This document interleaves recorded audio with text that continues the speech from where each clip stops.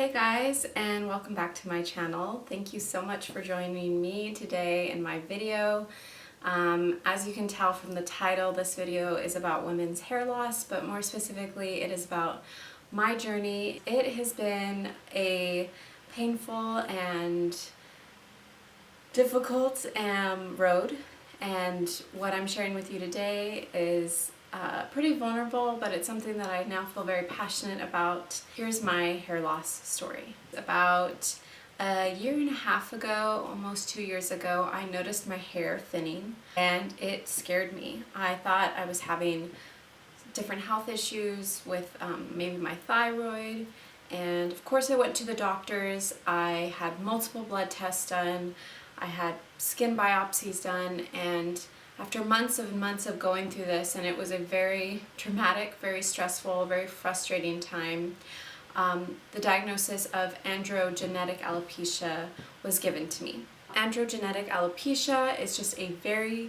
fancy term for female pattern hair loss, or my not so favorite term, female pattern baldness. I'm sure everyone knows some guy who is bald, right? And basically they have male pattern baldness or male pattern hair loss. What I have is the equivalent of that. I still remember asking the dermatologist what I could possibly do to prevent my hair from falling, and all I was told was to use Rogaine, which I did, and I actually was allergic to. It made me break out in welts. And the other thing that she suggested was to wear supplemental hair. I was only 25 at the time, and in my mind's eye, hair loss was something that was supposed to happen when I was like maybe in my 70s or 80s.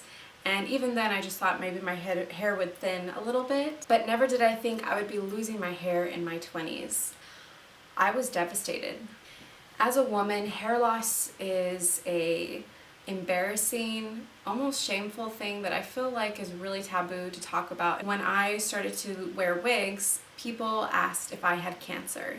So in our culture, a woman losing her hair or thinning hair or balding hair or even having a bald head equates illness, sickness, and this is in no way to downplay or demote what women go through when they have cancer and they go through chemotherapy treatments and lose their hair.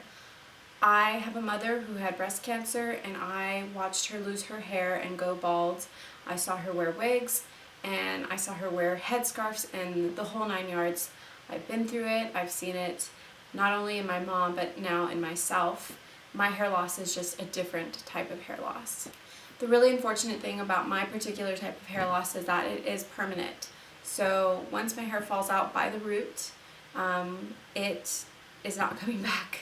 I went into therapy just to work through my depression, to work through the pain of what I was losing, and to really try to learn how to accept it. So while I was in therapy, I really began to dig deep and really uncover the heart behind the issue. And I think the first thing I realized was that in our culture today, hair is such a part of a woman's identity. It's something that makes her feel beautiful, makes her feel feminine, makes her feel like a woman.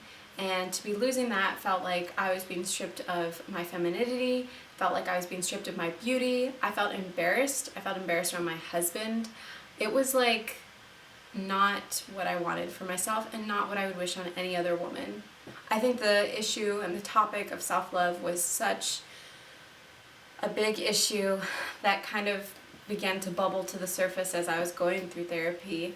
And I really started to ask myself, am I going to love myself through hair loss? Not in spite of it.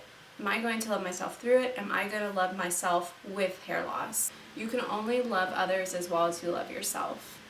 So if you're constantly self-loathing, you're constantly nitpicking at yourself, if you're constantly feeling insecure, if you're constantly ungracious and unmerciful to yourself and you are your toughest critic, then the way that you treat and love yourself is the way that you are going to treat and love others. And I know when I came to that conclusion, it was a very harsh reality, because I realized I do not know how to love myself, and therefore I don't think I really know how to love others. So anyways, I can talk more and more about this. I can go on and on about the heart and the just the heart behind hair loss. But at the end of the day, I know that I want my story to be one of hope.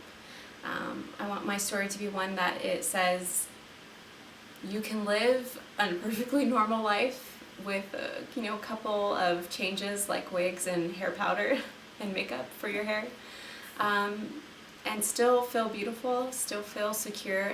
I know that I have been on a journey of self-love for years, and that losing my hair was just another step forward in that direction. Just to give you an update on where I'm at, I am 3 months postpartum, and I am still losing my hair. My hair loss actually slowed down a little bit during the second and third trimesters of my pregnancy. Now it's starting to pick up again. It's starting to shed a lot more. For a while I was wearing supplemental hair. I was actually wearing wigs, and in the beginning it was really scary going out and wearing wigs because I thought certainly people are going to notice, people are going to know I'm wearing a wig. But there are ways that you can wear wigs that can make it look a little bit more natural and good. Eventually now I've stopped wearing wigs. I still have my wigs, but I stopped wearing wigs because my hair is at a place where it is still incredibly thin, but I can wear it in such a way that I can cover the thinning and balding areas. And I want to do that as long as possible, and then when my hair is just gone, I'll fully transition to wearing wigs. That is my hair loss story. I hope that was encouraging to some of you. I know this video was definitely geared more towards women, so sorry dudes. If you like this video, please give it a thumbs up and like it. And if you like what I'm doing with my channel, please subscribe. I would love for you to continue with me in this journey of YouTube. This is just something I want to do for fun, and I want it to be a platform where I can share my story, share my happy and joyful things and my not so happy and joyful things, and ultimately I just want it to be a place of encouragement and just, I don't know, joy for you guys. So until next week, bye.